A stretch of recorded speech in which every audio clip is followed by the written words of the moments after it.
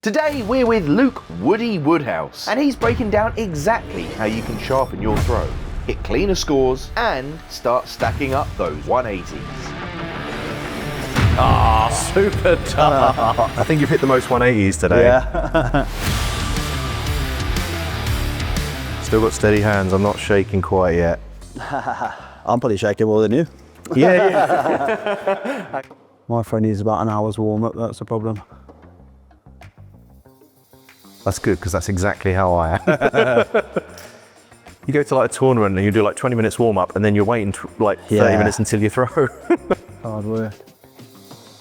But yeah, I mean, you'll find most players don't really sort of overly pay attention to what they do until someone says, oh, you do sort of this, this and this, but it's because obviously it's just, you just do what's natural. Yeah, you've got used to it, and that's yourself. that. Yeah. Have you tinkered around with the throw much? Yeah, so when I first started, there's old videos of me when I first sort of got on, I think my very first Euro tour, and I used to throw, from like here, from my shoulder. I can't even do it no more.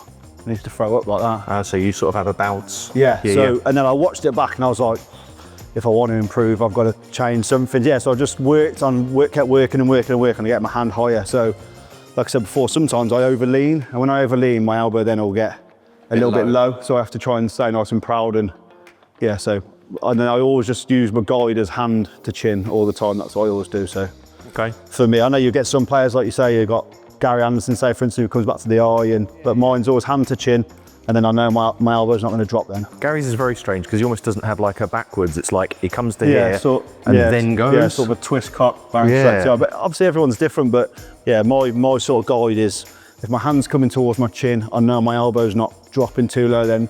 But if it starts coming lower, then I'll get like the variation in sort of depth of. So you're constantly going, right, keep that elbow up. Yeah, keep it up. But I have got to a point sometimes where I feel like try and get my hand too high, and then I get a little bit sort of like flicky with the dart, and they'll go in and land in like sort that. Of loop it, yeah. So I like my darts going not flat, but just enough to, so I've got a nice sort of angle of entry. If they go in too like that, I know I'm getting a little bit risky with my sort of action. So I'm looking past my dart. My darts, to me, is not on my vision.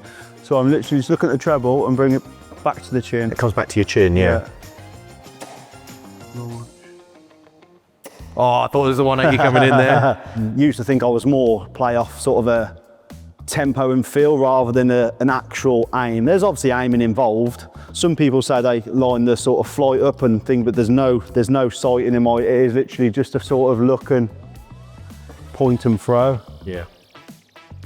So it's almost in your way really of what you're focusing on. You're like, I'm looking at that treble. Yeah, I'm looking past, I'm not even looking at the, I've had a couple. There was an incident when I played Goon Price a couple of years, and my very first start of the game, I come back and I hit my chin and it come on my hand flat and it landed by the bullseye. My very first start in the World Championships against Goon Price. So I get it every so often, and it's like, you think you'd be able to stop yourself, but you hit and you try and I can't bring it to my chin. I feel like if I do, I'll drop my elbow. Yeah, I don't know if it's like your makeup. Yeah, but it's just it's each to their own. So there's no, you look at all the dart players, there's no really right way of throwing the dart. The only thing anyone ever says is nice still body, nice still head, and you can put your arm wherever you want as long as that bit then doesn't move as you're throwing. And as long as you extend fully, that's the best. The best is obviously extend. Because everyone's completely different. Because you could get 4 people, or they all throw completely different, but you can always give them sort of the basics of nice and still.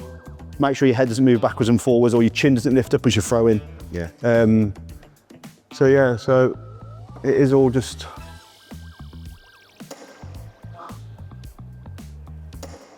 So I think you line a little bit to the right.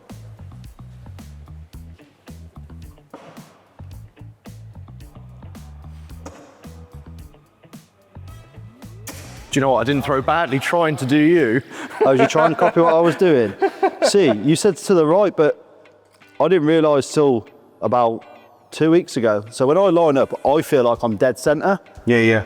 But when I see a camera pointing me, I am slightly off to the right, but it actually feels like I am dead centre with the board. But whether it's because my head's dead centre or what, can you not throw your dart, just line your arm up? Yeah, so.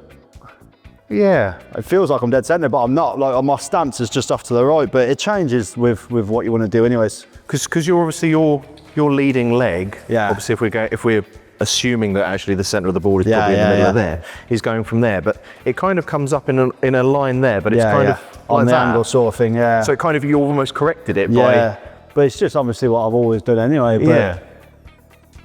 certain things can change when obviously different winds or whatever, or some venues are a bit drafty than others, so you have to sort of adjust. But And do you do, so I noticed that you do a prep as well before you throw each dart, although the last one you went with it, I think that some people just throw a dart, right? I do that quite a lot. I get told off all the time for it, so I will just sling one. But so my little prod, you mean? So a little, Yeah, so it's that little prep. I do a prep as well. yeah, just a little push forward, like a little it just makes me feel like I'm not too static. Yeah. So it feels like I'm always moving. Then if I get a little bit static, I get a bit jerky with it. So do you feel the same kind of when if you're just going from there to kind of throw it? It's like, no, I need something so you see someone like a Peter Wright who can do it, and he is dead still, and he goes. I feel like I get all like I can't. There's no rhythm to my throw whatsoever. So I have to feel like I've got a bit of just looseness in my arm. It's more what it is. It's that sort of Gerwin Price as well. He does it as, I think, is Just like a little prep. You got a nice stable base as well. So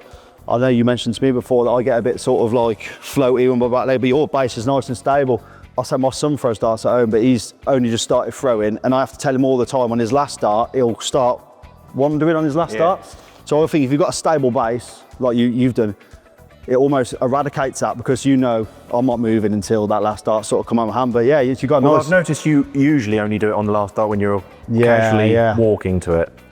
I don't see you doing it when you're actually about to hit your 180s. No. So, but I think that's a good thing to have. So you know, like I say, I get sort of hounded by some of the commentators and stuff where I do have that fast release one, and they say, well, you can just do the same. But if you can get into that thing of, so you know your routine is exactly the same every time, you've got a better chance of it being the right outcome, if that makes sense. Whereas if you switch between the prep, yeah. And if I'm feeling confident, sometimes I'll just go with it. Yeah. I think Damo's very similar, where he says he feels sometimes he can throw a little bit quicker and a bit smoother, and you just feel like it all depends on the day with him, but tinkering around with not having this and just pulling back a bit like Michael Smith or just a straight pull back. Yeah. Sometimes it works, and I've had it where it's terrible. I'm the same, so I'll try now, see what you think. So.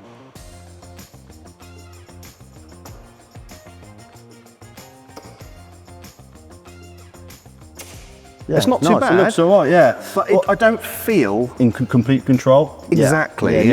I always find if you're doing that, you'll sometimes get one where the arm comes out a little bit quicker or whatever, because you haven't got that sort of like 1, 2, go, 1, go. So your arm, when you do what I feel it anyway, and I'm doing the prod, it always feels in the same rhythm every single time. Whereas if I do just the pull back and throw, sometimes I get one that comes a bit quick, or so you haven't got that sort of control is the perfect timing. word. Yeah. I don't feel in control. I feel like if it goes well the first one, I feel like all three will. Yeah. But if it doesn't, I don't feel like I'm adapting. Like if I do my prep, I feel like I'm aiming. Yeah. And also I think for me anyway, when you're throwing just in a rhythm, that adjustment time sometimes is like, oh man, I've got to try and adjust, and there's no so you've got no time to because obviously you're not always going to be throwing just straight at the treble 20 anyway. So I feel like a 21 gram as well. So they're probably quite down the lighter end of what people sort of use, but I've tried throwing heavier darts and I can't gauge the weight of them up and down too much. So if any heavier dart, I'll lose the sort of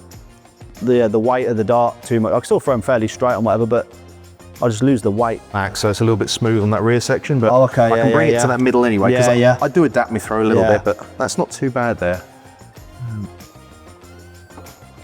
And I can still keep them straight relatively, so.